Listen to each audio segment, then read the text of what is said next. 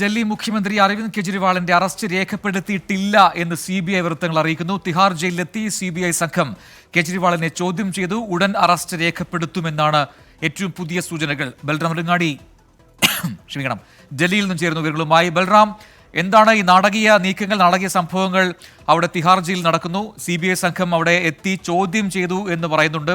അപ്പോൾ അതിനൊക്കെയുള്ള സാഹചര്യവും പശ്ചാത്തലവും എന്താണ്? നിലവിൽ ഈ അറസ്റ്റ് രേഖപ്പെടുത്തിയില്ല എന്നും ഉറപ്പിക്കുന്നുണ്ടോ CBI വൃത്തം?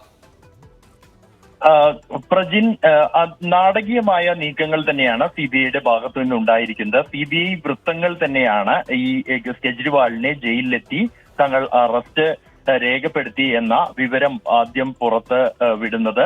ഇതിന്റെ അടിസ്ഥാനത്തിൽ വാർത്തകൾ വരികയും ഈ CBI സുപ്രീം കോടതി നാളെ അദ്ദേഹത്തിന്റെ ഹർജി പരിഗണിക്കാനിരിക്കെ നടക്കുന്ന ഈ നാടകീയ നീക്കം, അതിനെതിരെ രാഷ്ട്രീയ പ്രതികരണങ്ങൾ വരികയും ചെയ്തതിന് പിന്നാലെയാണ് ഈ അറസ്റ്റ് ചെയ്തു എന്ന റിപ്പോർട്ടുകൾ CBI തന്നെ നിഷേധിക്കുന്നത്. CBI ഔദ്യോഗികമായല്ല ഇക്കാര്യം നിഷേധിച്ചിരിക്കുന്നത്. CBI വൃത്തങ്ങൾ അറിയിക്കുന്നത് നിലവിൽ അറസ്റ്റ് രേഖപ്പെടുത്തിയിട്ടില്ല എന്നുള്ളതാണ്.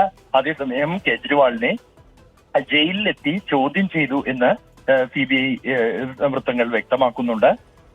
2 ദിവസങ്ങളായി ചോദ്യം ചെയ്തു എന്നാണ് നിലവിൽ ലഭ്യമാകുന്ന വിവരം.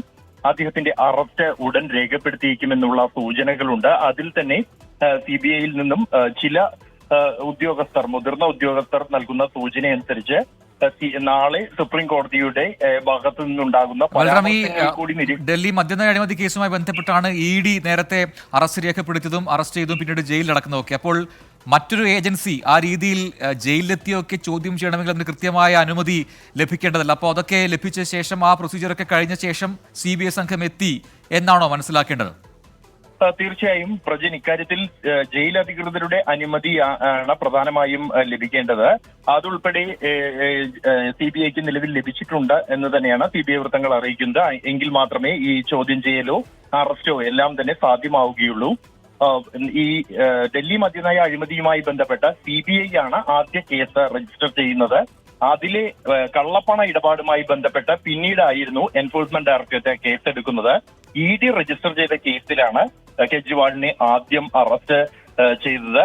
ഈ EDയുടെ കേസിൽ നിലവിൽ ഇപ്പോൾ അദ്ദേഹം ജയിലിൽ കഴിയുന്നതിനിടെയാണ് ഇപ്പോൾ CBI അദ്ദേഹത്തെ ചോദ്യം ചെയ്യുന്നത്. CBI നിലവിൽ കെജ്രിവാളിനെതിരെ കേസെടുത്തിട്ടില്ല. എന്നാൽ അദ്ദേഹത്തിനെതിരെ കേസെടുത്ത് അറസ്റ്റിലേക്ക് നീങ്ങാനുള്ള ഒരു നീക്കമാണ് ഇപ്പോൾ CBI നടത്തുന്നത്. അതിന്റെ ഭാഗമായാണ് ഈ ചോദ്യം ചെയ്യൽ എന്നുമാണ് നിലവിൽ CBI വൃത്തങ്ങളിൽ നിന്ന് മനസ്സിലാക്കാൻ കഴിയുന്നത്.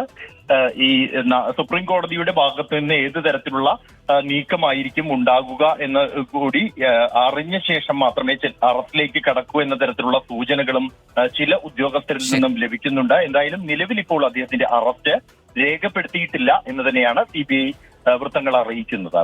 ശരി, എന്തായാലും ഈ നാടകീയ നീക്കങ്ങളിൽ നിന്ന് ഒരു കാര്യം വ്യക്തമാണ്. അരവിന്ദ് കെജ്രിവാളിനെ ഒരു രീതിയിലും ഒരു ഘട്ടത്തിലും ജയിലിൽ നിന്ന് പുറത്തിറങ്ങാൻ അനുവദിക്കരുത് എന്ന ഒരു ലക്ഷ്യമുണ്ട് കേന്ദ്ര ഏജൻസികൾക്ക് എന്ന് വ്യക്തമാണ്. ആ രീതിയിൽ ഇപ്പോൾ ED അറസ്റ്റ് ചെയ്ത് ജയിലിലടച്ച ആളെ വീണ്ടും CBI സംഘം എത്തി അറസ്റ്റ് ചെയ്യാനുള്ള നീക്കങ്ങൾ നടക്കുന്നു.